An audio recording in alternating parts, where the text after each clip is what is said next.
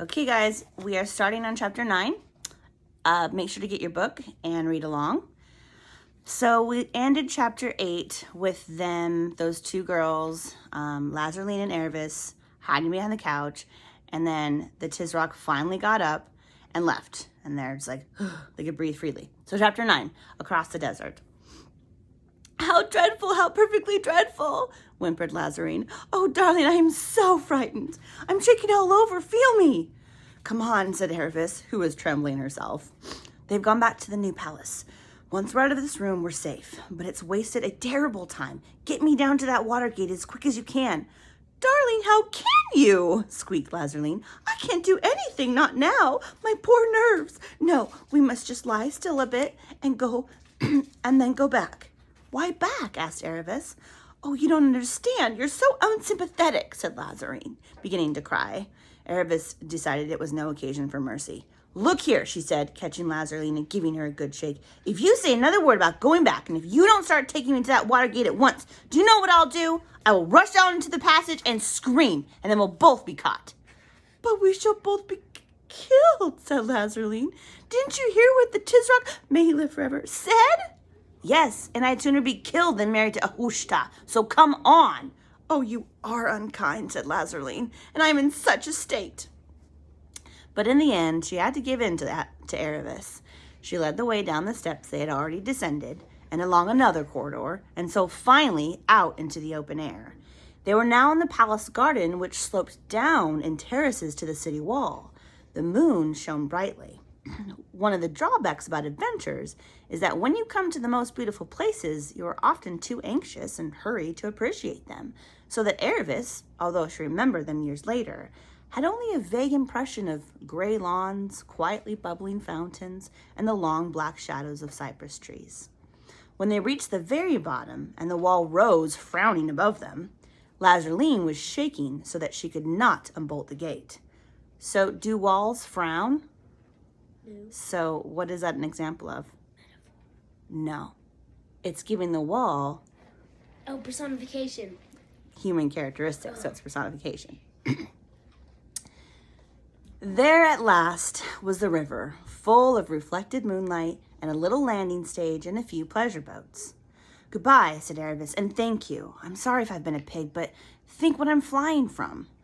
Oh, Ervis, darling, said Lazarine, won't you change your mind now that you've seen what a very great man Ahushta is? A great man, said Ervis, a hideous groveling slave who flatters when he's kicked but treasures it all and hopes to get his own back by egging on that horrible Tisroc to plot his son's death. Pfah, I'd rather marry my father's scullion than a creature like that. A scullion is like a cook. Oh, Ervis, how can you say such dreadful things? And about the Tisroc, may he live forever, too. It might be right if he's going to do it. Goodbye, said Ervis, and I thought your dress is lovely, and I think your house is lovely, too, and I'm sure you'll have a lovely life, though it wouldn't suit me. Close the door softly behind me.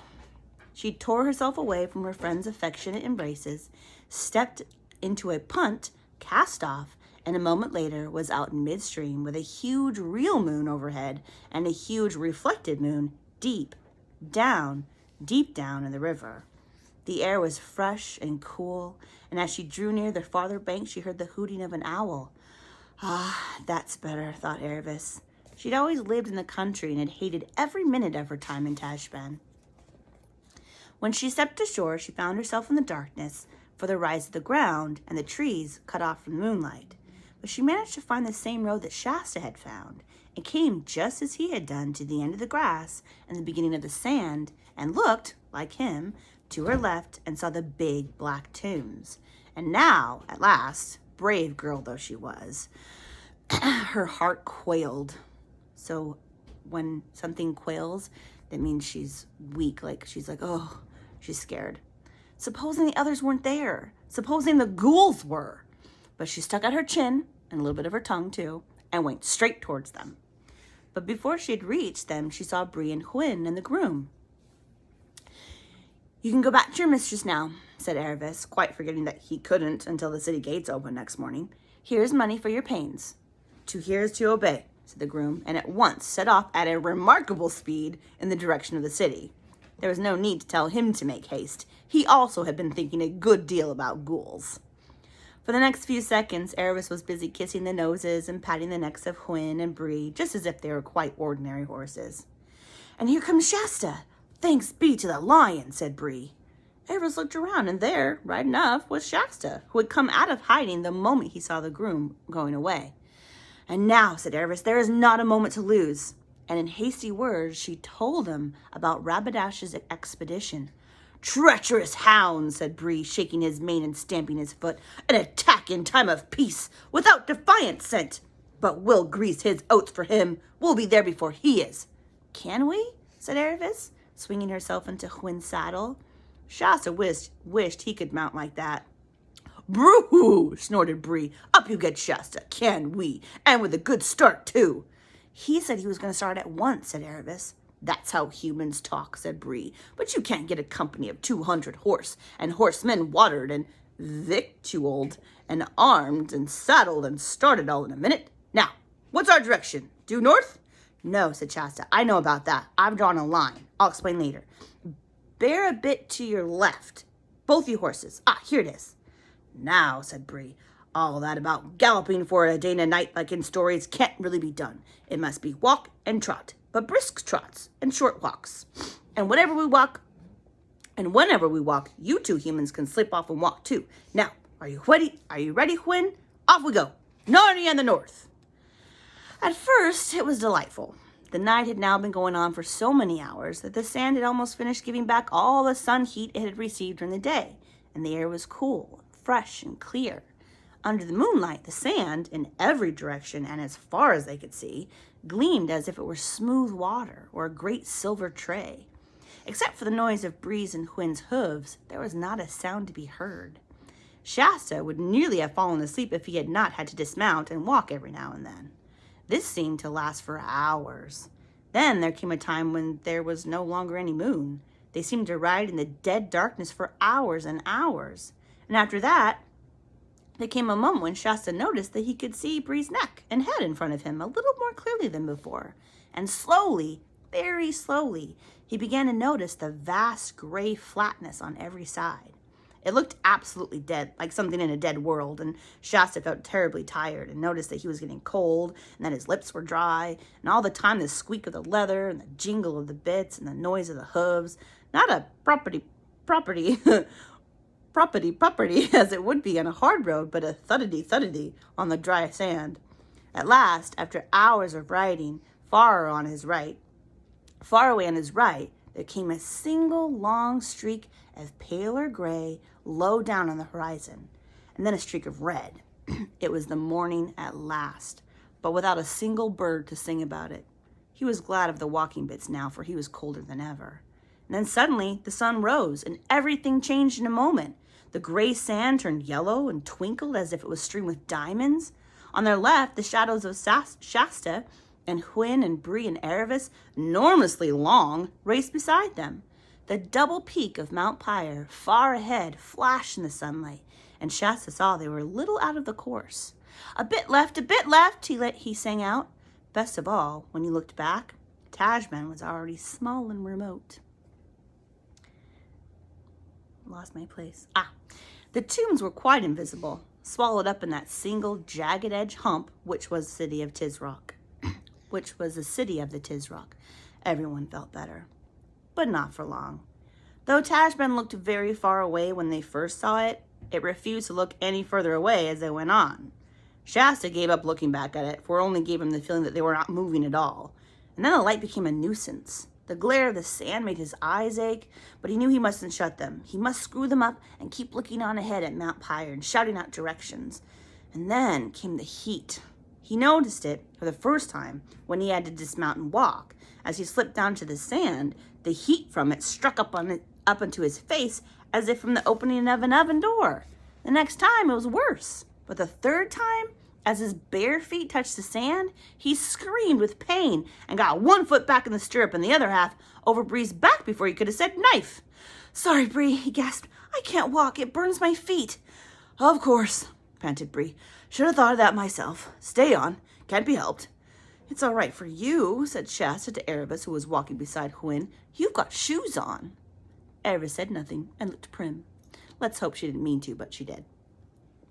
On again, trot and walk and trot, jingle, jingle, jingle, squeak, squeak, squeak, smell of hot horse, smell of hot self, blinding glare, headache. And nothing at all different from mile after mile. Tajman would never look any further away. The mountains would never look any nearer. You felt this had been going on for always. Jingle, jingle, jingle, squeak, squeak, squeak, smell of hot horse, smell of hot self. Of course, one tried all sorts of games with oneself to try to make time pass, and of course they were all no good. And one tried very hard not to think of drinks, ice sherbet in a palace at Tajban, clear spring water tinkling with a dark earthy sound, cold, smooth milk. Just creamy enough and not too creamy, and the harder you tried not to think, the more you thought. At last, there was something different. A mass of rock sticking up out of the sand about 50 yards long and 30 feet high. It did not cast much shadow, for the sun was now very high, but it cast a little, and into that shade they crowded. There they ate some food and drank a little water. It is not easy giving a horse a drink out of a skin bottle, but Bree and Hwin were clever with their lips. No one had anything like enough. No one spoke. The horses were flecked with foam, and their breathing was noisy, and the children were pale. After a very short rest, they went on again. Same noises, same smells, same glare, till at last their shadows began to fall on their right, and then got longer and longer, till they seemed to stretch out to the eastern end of the world. Very slowly the sun drew nearer to the western horizon, and now at last he was down. And thank goodness, the merciless glare was gone, though the heat coming up from the sand was still as bad as ever. So they called the sun a he. They said at last he was down. Oh, isn't that personification? Well, the sun is not a he, so I said yes. 4 pairs of eyes were looking out eagerly for any sign of the valley that Salopad and the Raven had spoken about. But mile after mile was nothing but level sand. And now the day was quite definitely done. And most of the stars were out, and still the horses thundered on, and the children rose and sank in their saddles, miserable with thirst and weariness. Not till the moon had risen did Shasta, in the strange barking voice of someone whose mouth is perfectly dry, shout out, "There it is!" There was no mistaking it now. Ahead, and a little to their right, there was at last a slope. It sloped downwards in hummocks of rock on each side. The horses were far too tired to speak, but they swung round towards it, and in a minute or two they were entering the gully. At first, it was worse in there than it had been out in the open desert, for there was a breathless stuffiness between the rocky walls and less moonlight. The slope continued steeply downwards, and the rocks on either hand rose to the height of cliffs. And then they began to meet vegetation, prickly cactus-like plants and coarse grass of the kind that would prick your fingers. And soon the horse hooves were falling on pebbles and stones instead of sand. Round every bend of the valley, and it had many bends, they looked eagerly for water. The horses were nearly at the end of their strength now, and Hwin, stumbling and panting, was lagging behind Bree. They were almost in despair before at last they came to a little muddiness and a tiny trickle of water through softer and better grass. And the trickle became a brook, and the brook became a stream with bushes on each side, and the stream became a river. And there came, after more disappointments than I can possibly describe, a moment when Shasta, who had been in a kind of doze, suddenly realized that Bree had stopped and found himself slipping off. Before them, a little cataract of water poured into a broad pool, and both the horses were already in the pool, with their heads down, drinking. "Oh," said Shasta, and plunged in it. It was about up to his knees, and stooped his head right into the cataract. It was perhaps the loveliest moment in his life. It was about 10 minutes later when all 4 of them, the 2 children, wet nearly all over, came out and began to notice their surroundings. The moon was now high enough to peep down into the valley. There was soft grass on both sides of the river, and beyond the grass, trees and bushes sloped up to the bases of the cliffs. There must have been some wonderful flowering shrubs hidden in that shadowy undergrowth, for the whole glade was full of the coolest and most delicious smells. and out of the darkest recess among the trees there came a sound Shasta had never heard before. A nightingale. You guys know what a nightingale is? No. No? It's that bird that goes da, da, da, da, da, da, when we go on hikes and stuff. It's that bird that has a nice little song to it. That one. That's a nightingale. Maybe that's a meadowlark. Everyone was much too tired to speak or eat. The horses, without waiting to be unsaddled, lay down at once. So did Erebus and Shasta. About 10 minutes later, the careful Hwin said, "But we mustn't go to sleep. We've got to keep ahead of that Rabbitosh." "No," said Bree very slowly. "Mustn't go sleep. Just a little rest." Shasta knew, for a moment, that they would all go to sleep if he didn't get up and do something about it, and felt that he ought to. In fact, he decided that he would get up and persuade them to go on. But presently, not yet, not just yet.